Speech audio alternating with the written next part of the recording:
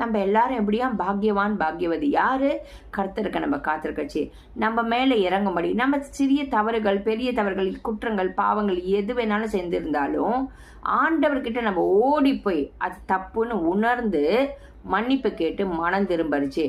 நான் சொல்றேன், தெரிஞ்சு செய்தாலும் தெரியாம செய்தாலும், ஆனா இனி அதை செய்ய மாட்டேன்னு நம்ம மனம் திரும்பரிச்சு கர்த்தர் நமக்கு இறங்கும்படி கர்த்தர் நமக்காக காத்திருப்பாராம். அதுக்காக நீங்கள் கண்டினியூஸாக தவறு செய்யுங்க, நீங்கள் என்ன வேணாலும் பாவம் செய்யுங்க நீங்கள் வேதம் சொல்லலை. நீங்கள் நம்ம தேவனை அறியறதுக்கு முன்பாக நம்ம செய்த பாவங்கள், குற்றம், குறைகள் எல்லாம் அவர் கிருபையினால ரத்தத்தினால கழுவி நம்மளை மன்னித்துட்டார். அது உண்மைதான். ஆனாலும் இந்த உலகத்தில் இப்போ நம்ம பாவமே செய்யலையா, நீதிமான்கள் ஆக்கப்பட்டோன்னா இல்லை, இருக்கு நமக்குள்ள. ஏன்? நம்ம இந்த உலகத்தில் இருக்கிறனால அந்த தூசியை போல சில பாவங்கள், சில எண்ணங்கள், சில செயல்கள், நம்ம சுபாவங்கள் இன்னும் மாறாமல் இருக்கிறச்சே நம்ம தேவனுக்கு விரோதமாக இன்னும் நம்ம பாவம் செய்து கொண்டிருக்கோம்.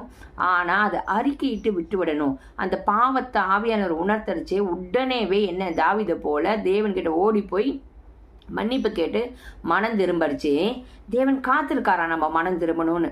மனம் திரும்பலன்னு வச்சுக்கோங்களேன், அக்கிரமக்காரன் இன்னும் அக்கிரமம் செய்யட்டும், பாவம் செய்யறவன் இன்னும் பாவம் செய்யட்டும், பரிசுத்தம் உள்ளவன் இன்னும் பரிசுத்தமா இருக்கட்டும்னு ஆண்டவர் விட்டுடுவாரு.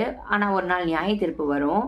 அன்னைக்கு நித்திய நரகமா நித்திய பரலோகத்துல நம்ம போய் சேர போறோமாங்கிற நாள் அன்னைக்கு தான் தெரியும். அதனால சொல்றேன், நீங்க தெரிஞ்சு செஞ்சீங்களோ தெரியாம செஞ்சீங்களோ இப்போவே இந்த நிமிஷமே மன்னிப்பு கேட்டு மனம் திரும்புங்க. மனம் திரும்புதுன்னா என்ன?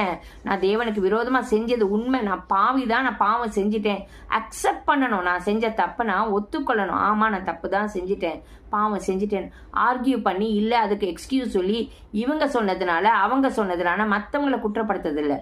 அந்த பாவமோ அந்த தவறோ நடக்கிறதுக்கு நான் தான் காரணம். அந்த ரெஸ்பான்சிபிள் எடுத்து அதுக்கு ஆண்டவர்கிட்ட மன்னிப்பு கேட்டு மனம் திரும்பி இனி நான் அப்படி செய்ய மாட்டேன், செய்யாமல் இருக்க எனக்கு உதவி செய்யுங்கன்னு கேட்குறச்சு. நிச்சயமா அந்த பாவம் செய்யாமல் இருக்க தேவன் உதவி செய்வார். ஆமீன். ஸோ தேவன் நமக்கு இறங்கும்படி அவர் காத்திருக்கிறாராம். இன்னைக்கு நீங்கள் உங்களுக்காக, உங்கள் பிள்ளைகளுக்காக, உங்கள் குடும்பத்தினருக்காக, கணவருக்காகவோ மனைவிக்காகவோ, என் பெற்றோர்களுக்காக, பிள்ளைகளுக்காக நீங்கள் ஜெபிங்க. அவங்க தெரிஞ்சோ தெரியாமலே செய்த குற்றம் குறைகள் அவங்கள மன்னிங்கப்பா அப்படின்னு நம்ம ஜெபிக்கிறதே அவர் மனது இறங்கும்படி காத்திருக்கிறார். அவர் உங்கள் பேர் மனது இறங்கும்படி எழுந்தருவாள். அவர் என்னவா நம்மளுக்கு இறங்கும்படி காத்திருக்கிற தேவன், இரக்கத்தின் தேவன்.